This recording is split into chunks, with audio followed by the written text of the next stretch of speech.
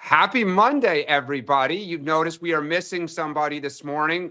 Poor Rachel is without power today, so she is unable to join us. But it is a glorious Monday if the red, white, and blue is pumping through your body, because not only did our women win the gold medal, I think it was on Friday, but the men, unbelievable. As somebody who grew up playing hockey and dreamed of 1980 and being an Olympic athlete myself. By the way, that dream ended around 6 or 7. It was awesome to watch the United States win the Olympic gold, and Jack Hughes for all he's been through. Sean, were you watching? I know you were heading to the airport. You're live from Vegas, by the way. What are we at? 5:30 in the morning, Sean. I like it. Yeah. I did. I watched it on my phone on a people mover at Dulles Airport. Nice. I would have watched it at home, except for, as we will get to later, some department had suggested it might be smart to get there early. I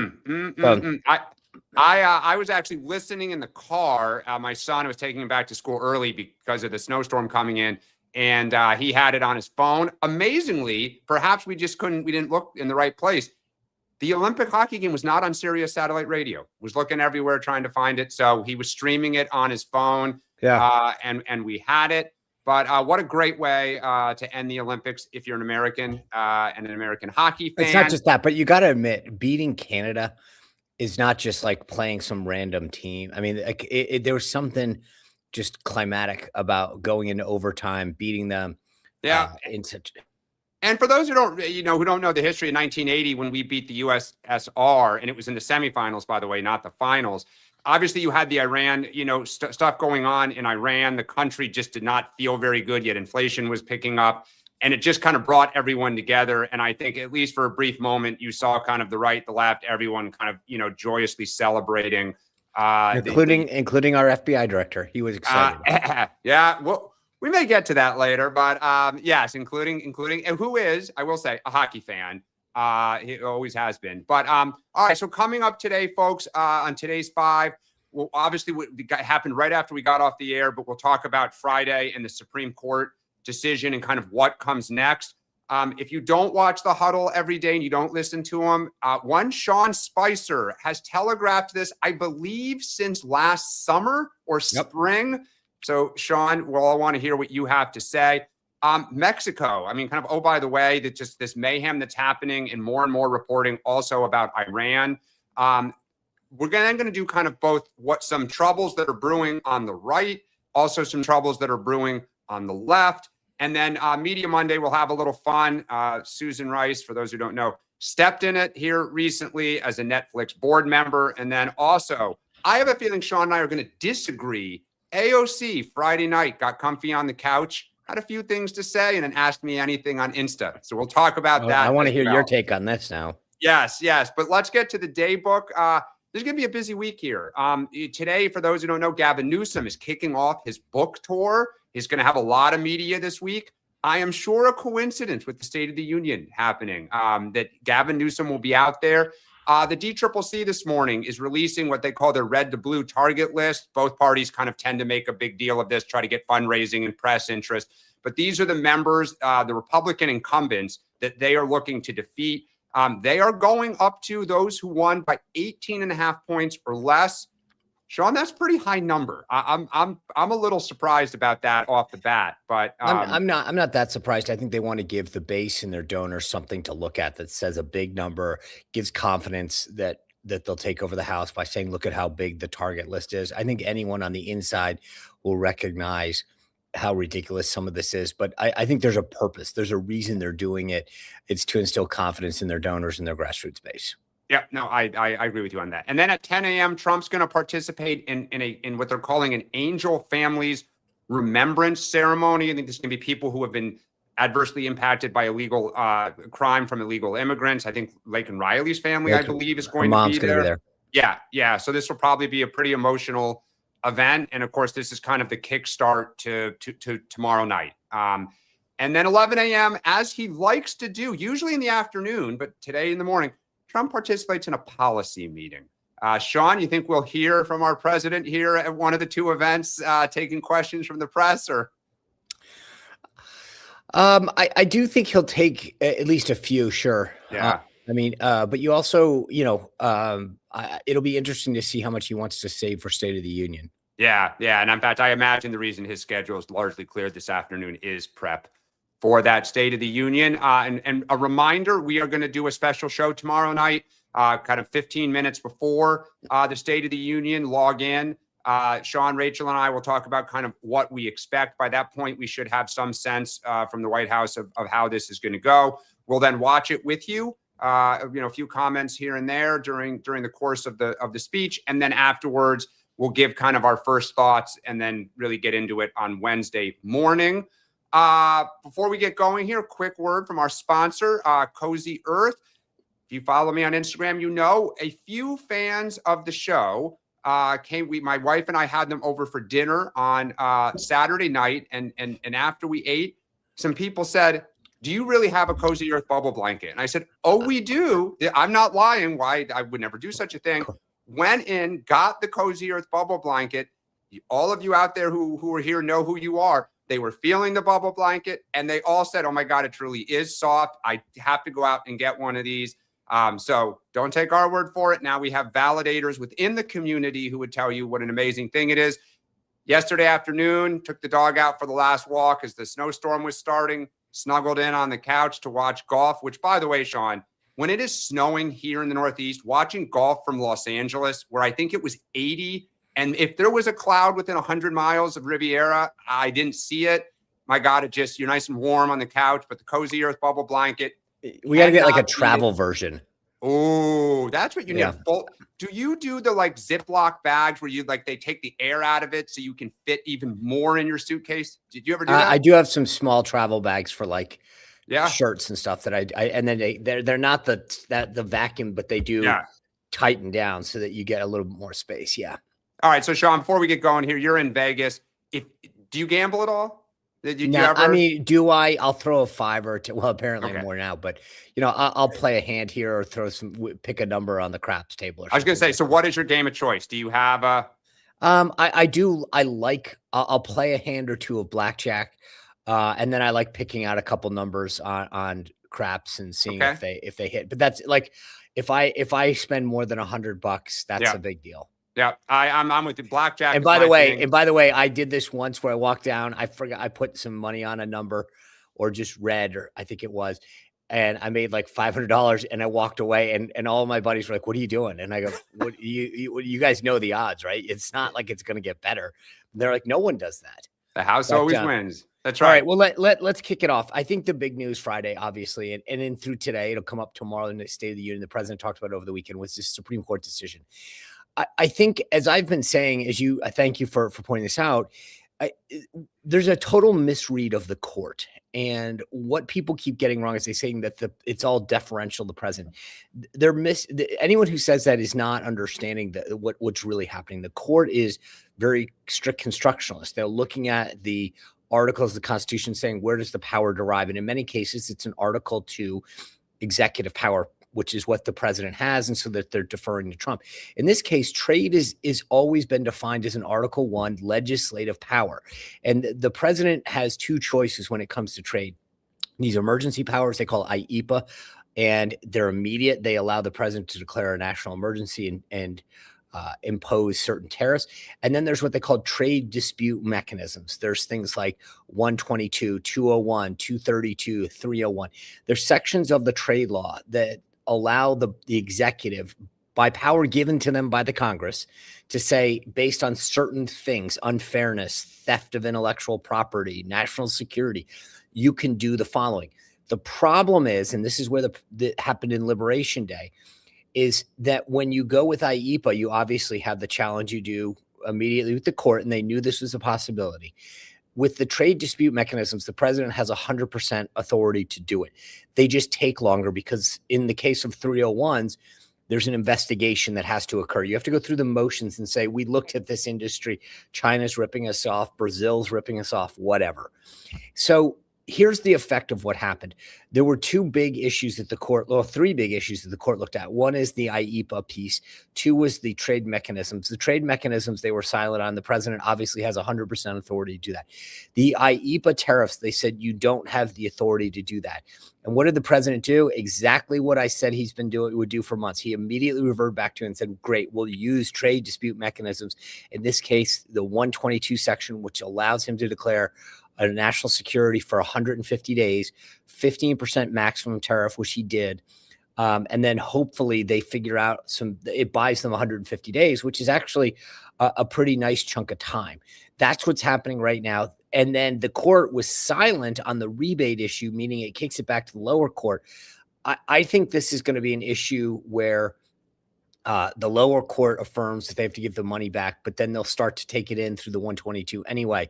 But the net of all of this is, yes, it was a little messy, but he's still going to get what he wants, and that's what matters. Well, so I disagree a little bit about that, and I think here's the thing, and I'd love your kind of opinion on this. I mean, I think three quick things. One, I thought Trump did not do himself any favor politically Friday with how he conducted himself in that press conference. That was a side of Trump, Sean, we haven't seen a lot of. I mean, just raw anger, right? And I think you heard people who are kind of apolitical, people who were just like, whoa. And when you have a problem with being seen as a little chaotic, one, I didn't think it helped him. But two, now let's look forward, because you're right. He did immediately double down. I think they made it formal this weekend on Saturday or Sunday, signed it. One, you and I have talked about this. The economy has been kind of getting better-ish, right? There's some momentum. You now have uncertainty everywhere. Am I going to get money back if you're if you paid some of this tariff? What?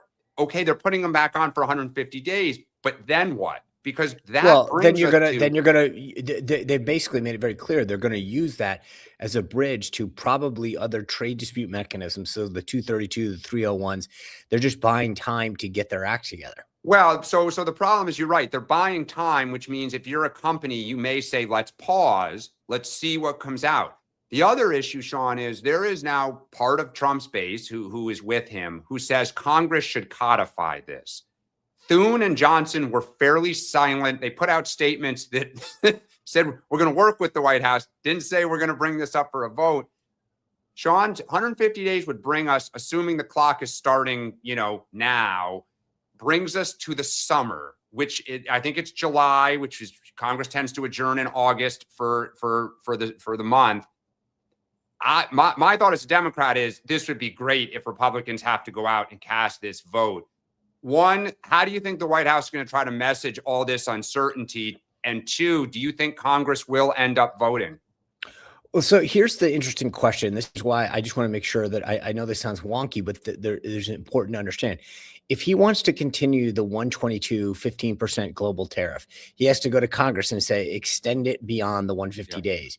But what I think the administration is going to do is use this as a bridge to other trade dispute mechanisms. So I mentioned the other ones that the president has 100% authority to use.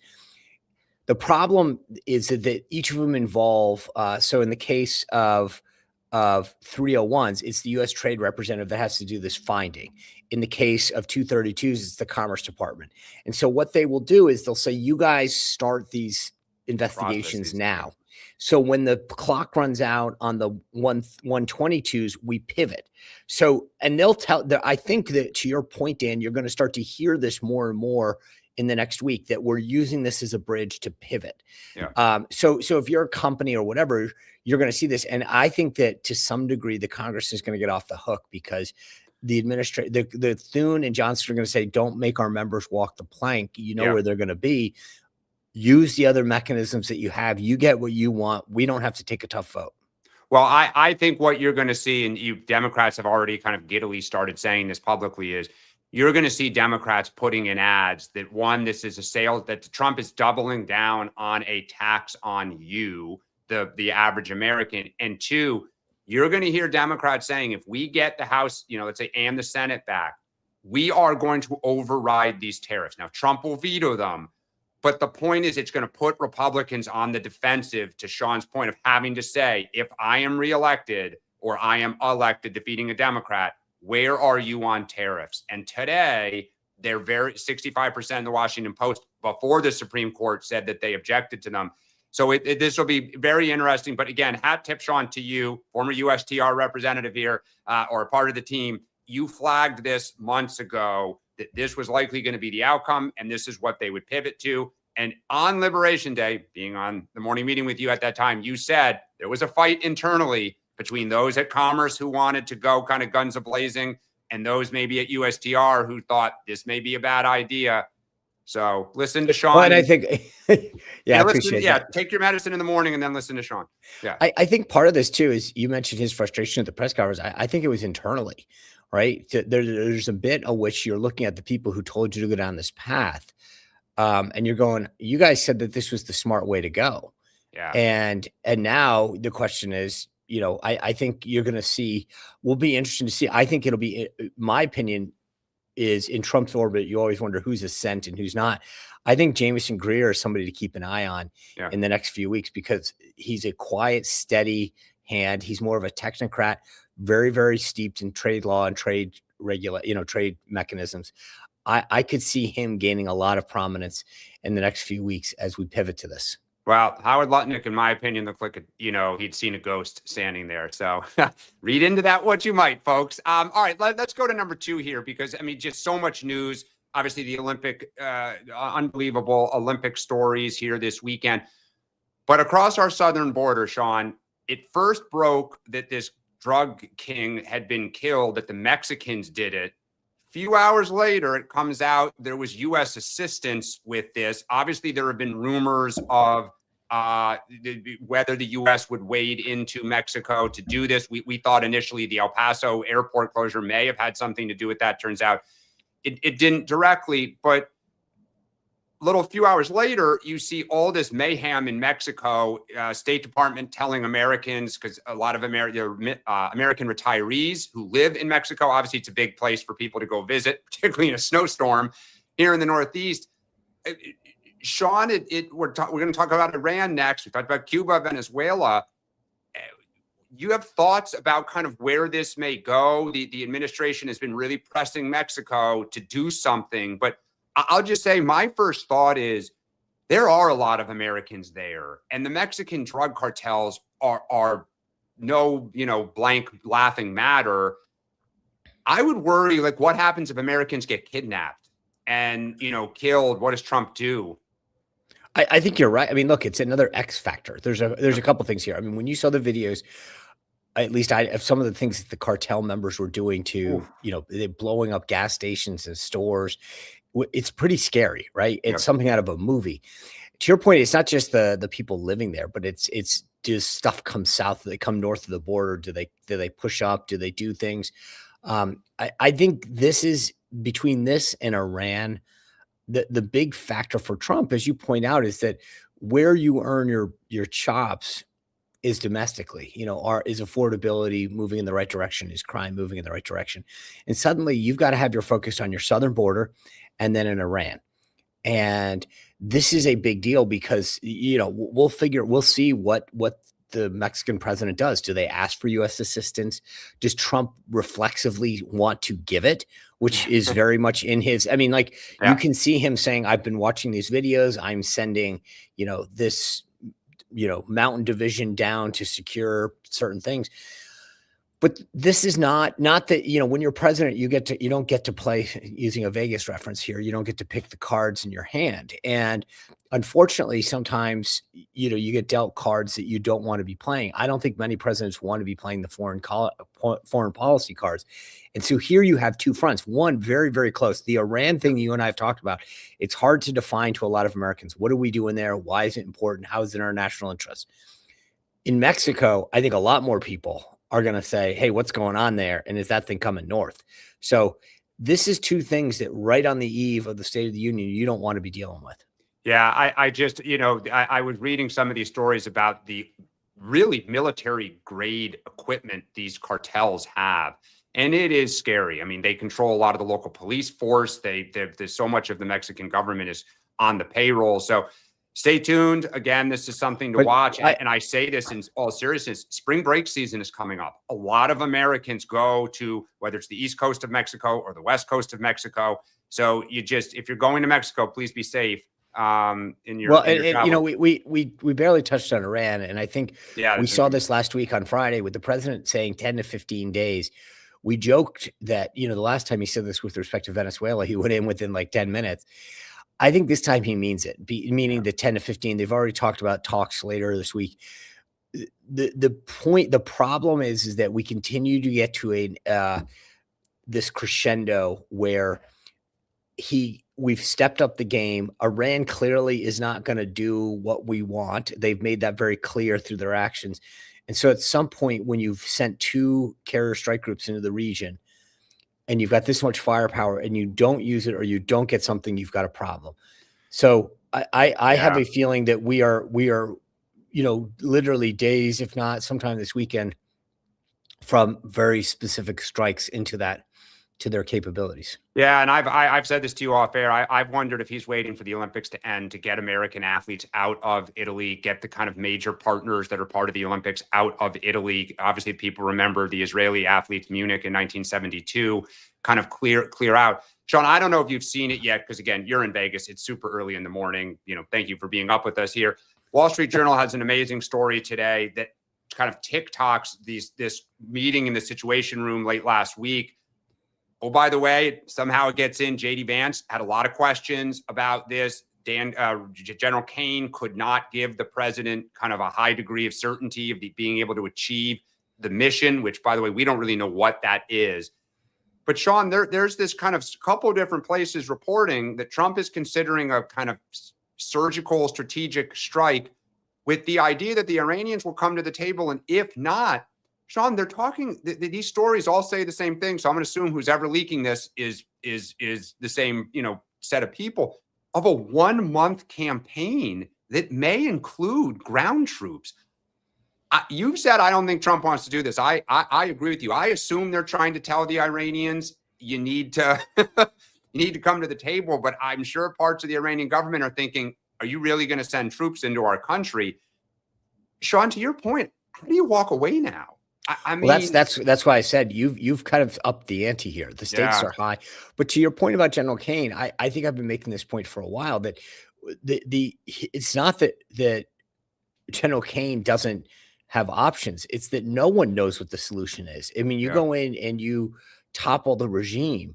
The what's next is not some simple deal. In Venezuela, it was kind of like, okay, Delcy Rodriguez is going to be the person. You could have even come up with a solution that said Machado would be the president and we would back that somehow, right? I think part of the reason we didn't back Machado is that we knew that we would have to have a follow-on force to go in there to make sure that, you know, the cartel's there and the military didn't undermine that. In Iran, it's a completely different situation. This is not something that some military leader can come in and say, this is how this is going to go, because it's a huge, huge X factor. So I think you're right. The reporting is generally consistent with everything I've heard, which is really go after government military capabilities, maybe take out a couple of runways just for fun. And then really hope that they get forced to come to the table. The bigger and broader point that I would make on all this is that, like, even if they call, you know, say uncle and come to the table, I don't trust them. And therefore it's like you would get something that they would say, all right, well, we will slow this down and give you inspections on the 3rd Tuesday of every other month. It's just not going to happen. So the thing that I find fascinating is I think that the administration wants a way out. No one wants a ground war. No one wants some random thing. And so they're trying to get the Iranians to say, give us an out here. Come to the, and I wouldn't be surprised if they do get to that point, because the Iranians need to do something, or they realize that this is not going to end up well for them. And of course, it's ironic that one of the things that's being leaked is the ability for Iran to keep some semblance of nuclear research for medical stuff. Somewhere the Obama team is laughing a little bit about this. But all right, let's go to this next kind of these two topics. You know, both parties, the politics is never stagnant. But Sean, end of last week, again, we pick 5. We could pick 100 topics every day. MAHA, you know, fill people in on kind of what's happening under the radar and why this is worth keeping an eye on here as we think about the midterms and future. Yeah, so it's interesting. I mean, I don't think that anybody doubts, maybe not to what extent, but that MAHA was important. When Trump and Kennedy came together, it was a huge fusion of the MAGA movement and the MAHA movement. You really got a whole new consort of folks, a constituency of especially working moms with kids. Not that it didn't transcend gender, but I think there was a group that was frustrated with how food and nutrition wellness was being described to the American people. And it was a huge, huge win and helped the Trump coalition come over. Particularly after Dobbs, by the way, right. where suburban women had been a problem in 22. So yeah, you're good right. point. And so there's this meeting that apparently happened and a lot of polling that, again, no one's 100% on this, but generally speaking, there's this view that from up high, they have told the MAHA folks at HHS, hey, we need to pump the brakes a little on vaccines. We need to pump the brakes on some of the stuff where medical schools, because one of the big things in the MAHA movement, again, some of these are nichey, but they're important, that if you realize most doctors don't get any nutritional training, and then you've got these, naturopathic doctors that are really ascent in MAHA, bringing new, different approaches that aren't completely pharma based, and how much control pharma has over our med schools. So there was a big, big piece of that. And then last week, where the fusion between MAHA, HHS, and the EPA came in, was there's a drug, I guess, a chemical, an ingredient called glyphosate that's in a lot of stuff.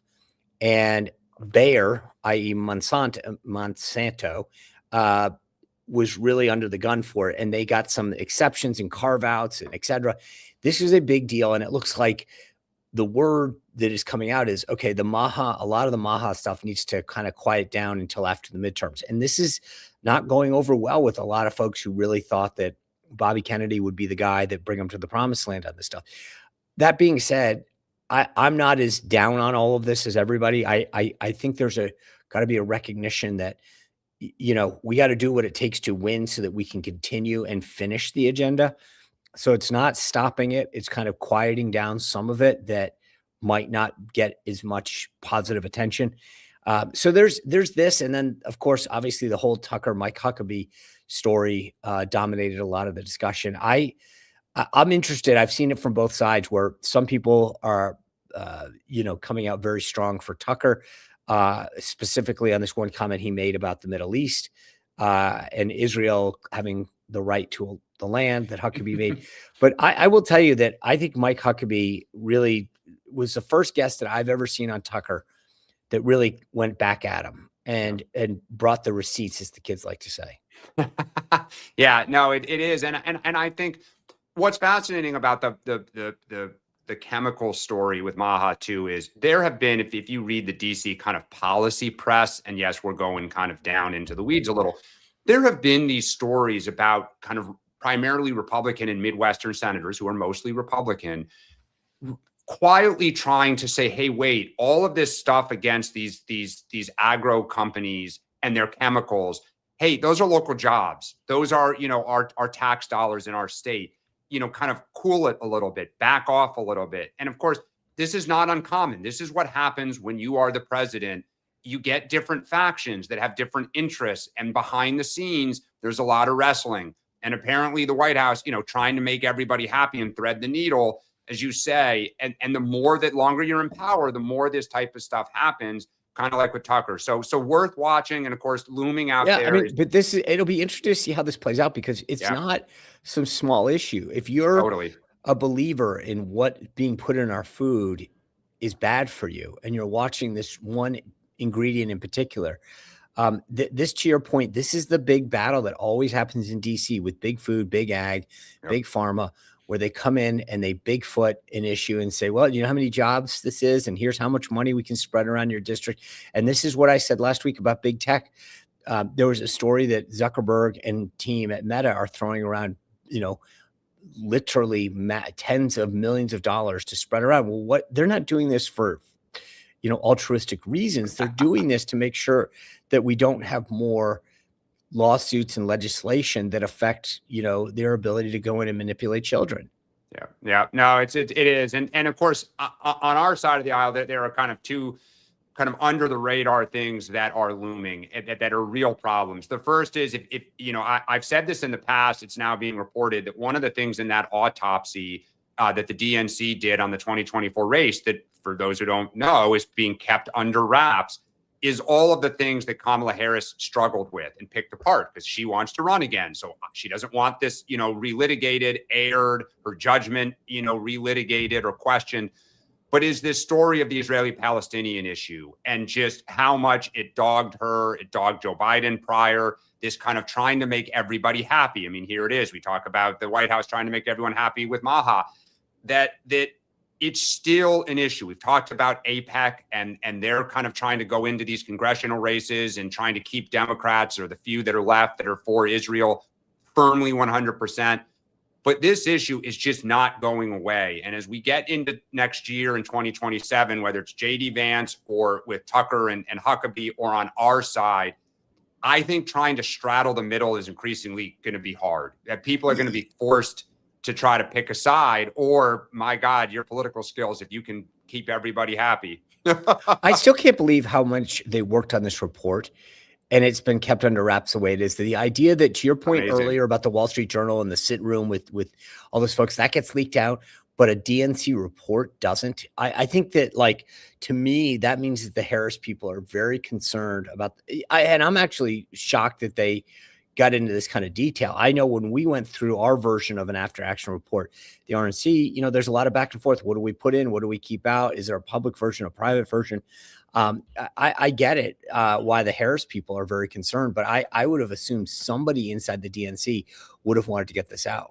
Well, and the way this one piece got out was they were briefing a pro-Palestinian group. And that group, I think, put it out to remind people that if you try to straddle this issue, it is a problem. The other one, look, I think, Sean, you and I are in agreement today in the Democratic Party, if it's not Harris, the front runner today is Gavin Newsom. We've talked about what a great kind of 9 months politically, again, within the Democratic Party he's had. We're not saying as a general election candidate. But if you are not paying attention in California to the race to replace him, it's really fascinating. California has a jungle primary, which means the top two finishers, regardless of party, could be D on D, R on R, advance. We've talked about Katie Porter and all of her struggles. The Congresswoman, Elizabeth Warren, was out there last week to endorse her. Eric Swalwell, obviously the right has had a lot of fun with him over the last few years. But today, the two leading in polls are Republicans. And the Democratic Party had their state convention this past weekend and has started sounding the alarms that with 4 or 5 Democrats running and 2 primary Republicans, if the Democrats don't get their act together, you could have a all Republican general election. And if you're Gavin Newsom, you do not want your your replacement, either a Republican kind of combing through all your files and, looking for fraud, looking for anything to embarrass you, remind people of all of your problems, or to be candid, someone like Katie Porter who says, you're not liberal enough. You didn't raise taxes high enough. We're going to do all this. And then you're going to war against your own base. Sean, you have a lot of experience with candidates. I mean, Trump locked down Florida. I mean, even Ron DeSantis was like, yes, sir. What can we do to help you? The fascinating thing about this is that normally you try to consolidate power around one Republican, right? Yeah. Right now, you actually want both of them. Like if you're thinking of like a NASCAR race, you want both of these guys to be next to each other because, so to your point, if you got 5 Democrats and right now the 2 Republicans are both like at 15, 16 each. So they would be 1, 2, but let's be clear. The Democrats right now are at like 14, 13, 12. I mean, so it's very close, but God, you see a scenario where Republicans finish 1, 2 and guarantee a Republican governor. I mean, that would be a whole new world for Newsom that he didn't expect. Then secondly, to your point, like he almost, depending on which Democrat, like right now, his odds of getting somebody that's favorable are not great, right? I mean, so I think that to me, but Newsom also had a tough weekend. He did this one forum where he seemed to allude to the fact that he is relatable to Black people because he got a 960 on his SATs, which I kind of found like it was an awkward laugh initially. But the other big tell was in this interview that he did, he talked about a text that he got from his son saying, Dad, I don't want you to run. I saw the news because you're not going to spend any time with me. And the thing that I thought was fascinating was that he revealed it. Yeah. Right. And so if you are now like, to me, the obvious question is that now it's fair. I mean, it's fair game to say, okay, so does this mean your son and your family's on board? Because Gavin's response was, we'll talk about this and decide as a family. Right. Yeah. And the difference is Joe Biden said this back in the day, but it was his adult children. Yeah. So, you can have disagreement as adults, but if you're telling me that you're going to weigh your family's opinion into your decision, then he's creating a scenario that I don't know that he wants. I mean, I get why it was cute at the time, but this may not be the smartest decision that this guy has made when it comes to, invoking questions on the road where someone says, what kind of a father are you that your kids still said no and you chose to choose this over your kids? Well, and look, I'll give credit to Mark Halperin, who has said for over a year that his family may be the reason that he does not run. But, I'll just, for all my Democratic friends, it's fascinating. Governor Shapiro, huge problems at home with a lot of Democrats who don't like him. Gavin Newsom may have huge problems at home, and yet they're the two front runners. So Kamala Harris sitting there like, yep, I'm still thinking of running. Well, Dan, here's the beauty: is it wasn't limited to Newsom this weekend. My good friend Alexandria Ocasio-Cortez, another potential front runner, she can't let go how bad she was. All right, here we go. Media Monday. Topic number 5. I'm sorry. Yeah, I forgot. I pivoted prematurely here, but this is, we talked about this. So she goes to Munich just to set this up. She gets asked about, would the United States defend Taiwan if China attacked? Now, longstanding, decades old U.S. policy is called strategic ambiguity, meaning we basically say we're not going to tell anybody because it's a deterrence to China, but we don't want to say we're in bed with Taiwanese. We'll give them arms and support, whatever. But it creates a little bit of strategic ambiguity, which is we're not going to tell you. So here's how we all saw how she answered it in Munich, a Kamala Harris word salad. And then she, as you pointed out last week, she calls the New York Times to clean up. That doesn't go well. So then she does this. Play the video. I don't understand foreign policy because out of hours of discourse about international affairs, I paused to think about one of the most sensitive geopolitical issues that currently exist on Earth. I'm afraid the issue's not my understanding, but rather the problem is perhaps you've gotten adjusted to a president that never thinks before he speaks and doesn't care about the implications of his words before he speaks on matters like these. And in fact, if you actually look at what Trump said about this issue himself, he actually had the same, if not a worse, answer. So ask yourself, why do you think the issues turn to that?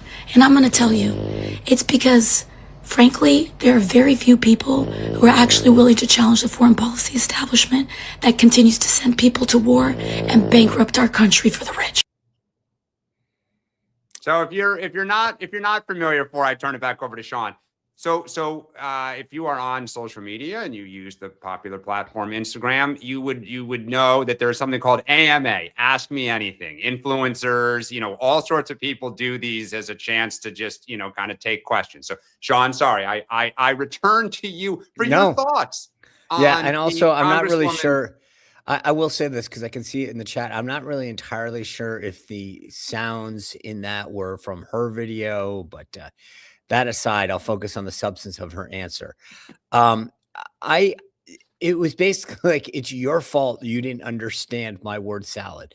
To sort of claim the fact that it's our fault that we don't understand her is pretty tone deaf. And I actually think that was a really stupid response, to go back out there and double down on the fact that it was a complicated question. She didn't pause. Like if she had said, it's a good question. For years and decades, we've had one foreign policy. And I frankly think that we might want to consider it before we get ourselves drawn into a massive, naval battle in the Seventh Fleet. And so I have spent that's pausing, that's reflecting, that's pensive. Sitting around and talking, just making up words for 4 or 5 minutes and not saying anything is not thoughtful.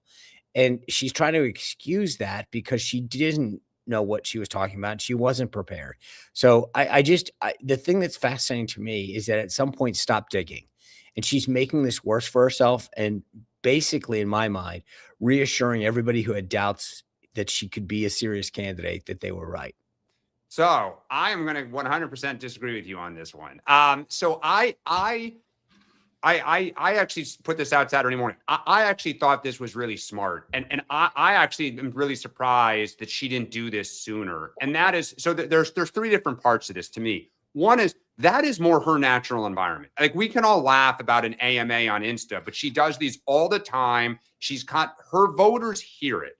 So she's not trying to reach MAGA with this, which is why you and I both said, why did you go to the New York Times? Like that is not your natural constituency.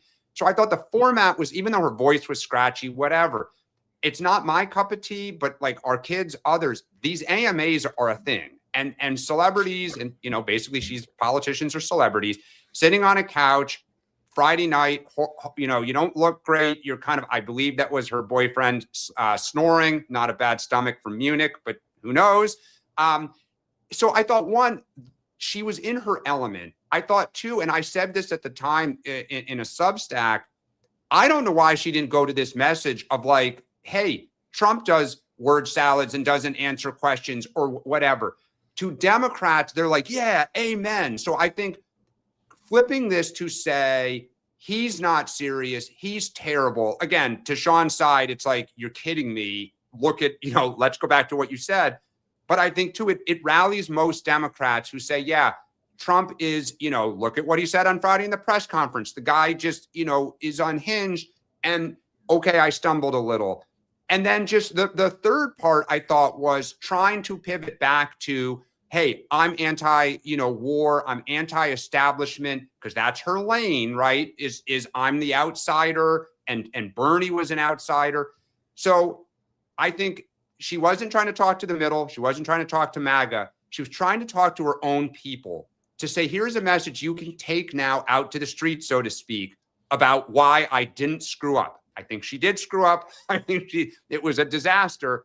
But I think from a media standpoint, that is her sweet spot, not calling the New York Times. So I maybe I'll agree with you on the platform that she should have gone and done that first, but I don't think she came away with like, if she had gotten on that video and said, guys, listen, it's a complicated issue. I was on foreign soil.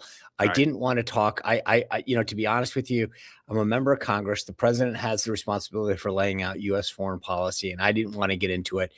And so I do have some differences with our current policy, but I didn't feel it was the appropriate forum to lay them out. Okay, I could maybe buy that. She basically is saying, I'm not as bad as the other guy is not really a winning strategy. Yeah. No, that's a good point. It's a good point. So, all right, well, let's go to the last one, because this is wild. If you're not paying attention to the Netflix acquisition of Warner Brothers, obviously Paramount is in a kind of death battle with Netflix for the right. What's his name? David Ellison has been at the White House several times, has been talking to Trump. Trump has commented on this, at times saying he's going to be involved, at times saying he's not going to be involved. Susan Rice, the former national security advisor under what was it, Barack Obama, right? I think, yeah. No. Domestic policy under Obama, national security advisor. Thank you. Okay, thank you. Yeah. My Democrat correspondent here. Right. He is a board member at Netflix, and in a podcast interview, was asked about all these companies and universities that have, kind of cut deals and in Democrats telling kind of coward to Trump and lost their morals. Again, that's the Democrats' version. Susan Rice, reflecting the confidence in the Democratic Party of the midterms, basically said companies are going to pay a price for this. And they are going to, the bar back to the table has been raised materially. She's a board member at Netflix. As you can imagine, that did not go over very well with the President of the United States, who, if you have not seen it, put out a truth basically saying Netflix needs to fire her or you shall not have an acquisition. Sean, my first thing when I saw this was like, Susan Rice, oh boy. Like, we talk about the media now, pre-2025 here. You could probably get away with kind of this like talking down about Trump. Came out this weekend. JP Morgan debanked him, by the way. But like, huge. Yeah, in the mod, yeah, it's not an accident that came out Saturday night, by the way. But the fact that Susan Rice went out and kind of thumped her chest at Trump, I don't see how she survives. I would think by the end of the week, I don't know if our friends at Polymarket have it up, but I would think Susan Rice is not a member, or David Ellison sending her, holiday gifts right now. I think there's interesting thing. One, you talk her comments had to do with this retribution, which you've brought up in the past is important because I do think that like it's real. It's real. And Yeah. I think members of Congress are going to make it real. We talked about this. If they were to take over the House and the Senate, it's investigation, impeachment all day. Yeah. And I think that our side needs to understand how consequential it is if Democrats take back the House and or the Senate. That being said, it was wholly stupid. It wasn't it was just stupid for her to comment on this as a sitting board member who needs the president of the United States to do something. You can talk all you want about the transactional nature of whether it was, but when you take on a client or you're a board member or whatever, you should have the awareness to say, God, that really wasn't the smartest idea to say out loud at the time. Maybe that's something you say on a Slack channel even.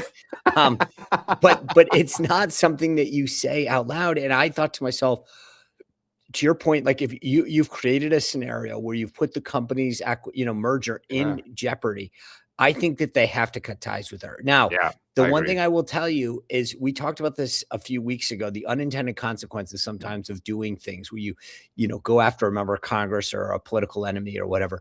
The question is, does Susan Rice become more powerful on the outside and join some organization that dedicated? I don't know that I care either, but I'm just saying.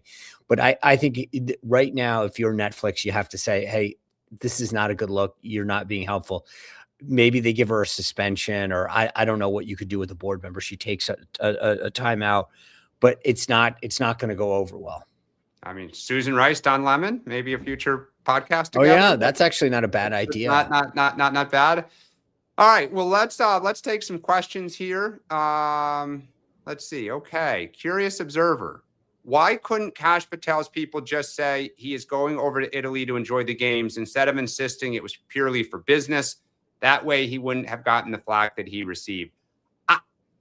Look, I have always kind of rolled my eyes at the attacks on, government officials when they, attend sporting events or whatever. But Democrats have obviously been on the receiving end of lots of kind of Trump era attacks, whether it's, Obama plays too much golf or I have been surprised, Sean, just in the last year. Again, I am a huge sports fan. I love it. Like my dream as a kid was to be both an Olympic athlete and a sports broadcaster. Trump has gone to the Super Bowl, the US Open, the Ryder Cup. Like he loves to attend sporting events. Kash Patel loves to attend hockey events. Like the idea the FBI director just happened to have a meeting tied to this and was in the locker room. Kristi Noem with that plane, like, Sean, does the White House at some point say, like, guys, we're heading into the midterms. Like, I don't want to see this in an ad that, you guys are all doning, sport at sporting events, or do you think nobody cares? I think the people who care, right? Yeah. So your side's going to get outraged by this. There's a bunch of people on our side that have put out videos and memes saying, here he is and the U.S. hockey team celebrating, put the president of the United States on the phone with them. So what a our great side's moment for the country. And by the way, I will say this just real quick. You want to talk about Polymarket? Let's just throw this out there.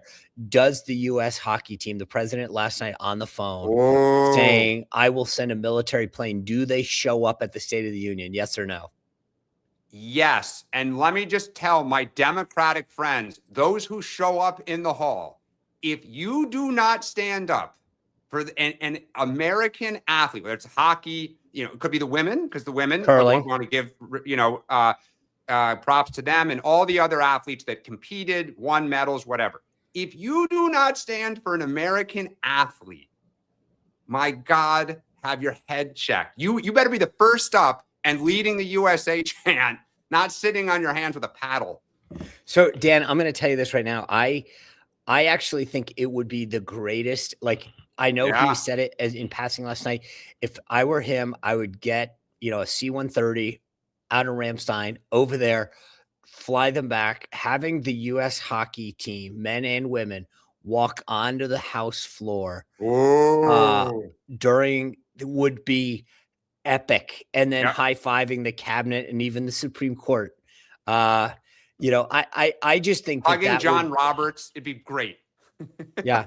And so I would, if the president, I think sometimes he thinks of these things off the cuff, but Yep. I'm telling you, Mr. President, if you're listening, take them up on that. Get them on a plane, bring them home, have them march in.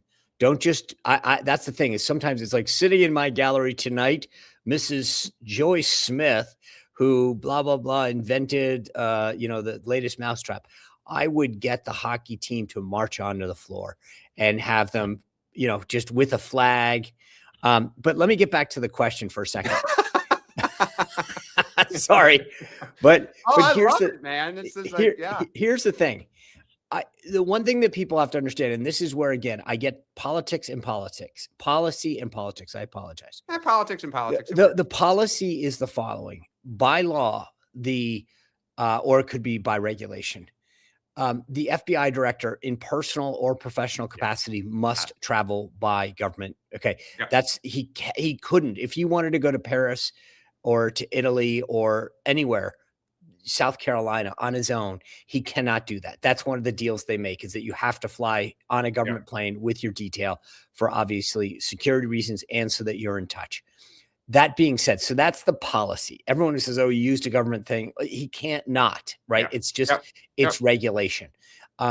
Then the politics of it. I think the way that this ended up with him handing the phone, the president getting on, was brilliant. And so if you want to go after Cash, to your point, he's a massive hockey fan.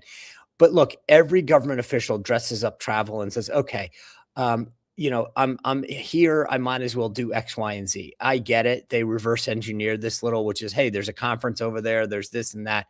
So why don't we go to those conferences? And it just happens to be while the Olympics is going on. I mean, I don't disagree with you, Curious Observer, just to say, hey, I'm a huge hockey fan. I'm going over as a rep. And we send a delegation.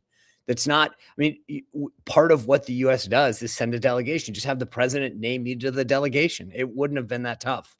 Yeah. So I think that sometimes we're people in politics are a little cute by half. In this case, I frankly would have just called the president and said, "Can you name me the delegation? I want to go over there for the hockey." And it would have been like, okay, great. Yeah.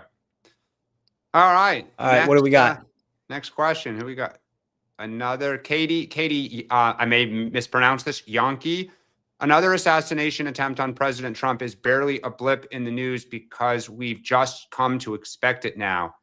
Katie, great question. I mean, amazing story. Thankfully, the president was not there this weekend. He was back at the White House. As you know, people have said that there was a wedding going on Saturday night at Mar-a-Lago. I mean, it's an operating club, and this is the season. So people were coming in and out. By most accounts, the guy's family was huge. They are huge Trump supporters. Sean, what I've seen is he was upset about the Epstein files, which, like, wow. But you're right, Katie, given the world and all the events, it did not, it was in the news, but it is a reminder that Donald Trump just continues to face threats, every single. Sean, I don't know if you know this, and I don't know because I don't know how much they publicized it back in the day, but he has to be the most number of public attempts on his life I mean, I don't know, back in the 80s, other than the Reagan, when he was shot, they didn't put this stuff out as much, but I can't remember in my, the last 30 years. I mean, I'm sure the Clintons had it. I mean, every public official does, but the actual public. I think to your point about public, and I mean, Katie's got a point. The idea that like, it was sort of just, oh, they killed the guy, let's move on. I mean, this wasn't like, this kid seemed to have the tools to inflict some serious damage. Kudos to, the one thing about not just the Secret Service and obviously the Palm Beach Sheriff's Office, about law enforcement in general is that you have to be right 100% of the time. Yeah. You know, when you're TSA, the FBI, whatever, any protective service, you have to be 100% right. And that's a very difficult batting average to maintain. Yeah. So huge kudos to them. I don't think they get the thanks. And because I would say for every, you know, we talk about the public, but the private things that they dismantle and disrupt prior to ever happening are huge. And so again, kudos to both the U.S. Secret Service, the Palm Beach Sheriff's Office, and all the law enforcement that goes out there every single day to disrupt things from ever happening that we probably never even see or hear about. Yeah. All right. But she's right on the media front too. That was to me pretty sad. Yeah. Next one here. Let's see. Okay. Professor Kenny. Professor Kenny, it was great to see you this weekend. Question: is Trump prepared to send boots on the ground in Mexico? Well, that assumes they're not potentially already there. And I don't say that to be snarky. I don't know, because I agree with Sean. The fact it's on our border, I think Americans will have a slightly different feeling about this. I also think no one doubts there's a drug problem with the cartels, and it impacts America, whether it's towns on the border or obviously the product that comes into this country. Sean, you think he would do it? Put boots on the ground? Yeah, it's a different calculus. I mean, it's a great question that Professor Kenny's asking, because I do think that putting them on the border is a very different thing. So on the U.S. side, it's very different than sending in troops to Mexico. I think that would probably have a very different reaction, or it could have a different reaction. I shouldn't say that. Yeah. But I think that putting boots on the ground at our southern border to make sure that nothing flowed north would be welcome. Yeah. And so prepared, I think that's the other key word. Is he prepared to 100%? I would be interested to see what we are doing. And that's the one thing. You've got a bunch of National Guard troops, both in Texas, Arizona, whatever, that are probably trained and equipped and ready to go on this front. So that's the one nice thing, is there's probably a lot more of an agile force that you can use in this situation. Yep. Great question, though. Next question. Kim Sittler, I may be mispronouncing it. Question: if the people have paid the extra for the tariffs that the companies have assessed to their customers, how can the refunds be sent back to the companies? Isn't that double dipping?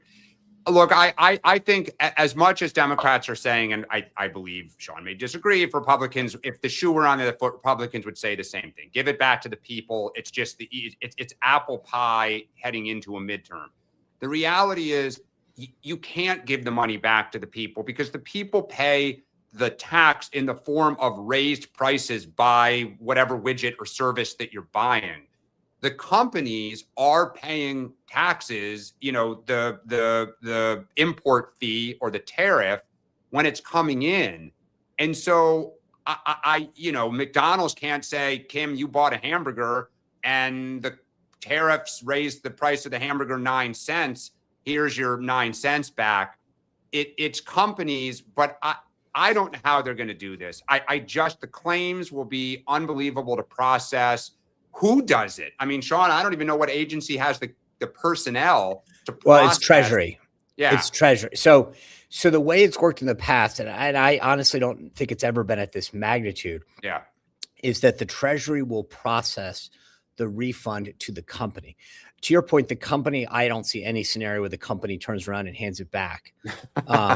But again, remember that these tariffs have been a little bit of mixed bag. And I know this personally from some of the interactions that I've had, where sometimes the exporter, so say that you are the company in South Korea, you say, I tell you what, importer in the US, the tariff's $100. I'm going to eat 50 if you eat 50. And then the US importer eats 50, doesn't pass it to the consumer because they're trying to not raise costs. So the product, the timing, the company, the country is all going to matter. But I don't think consumers will ever see anything.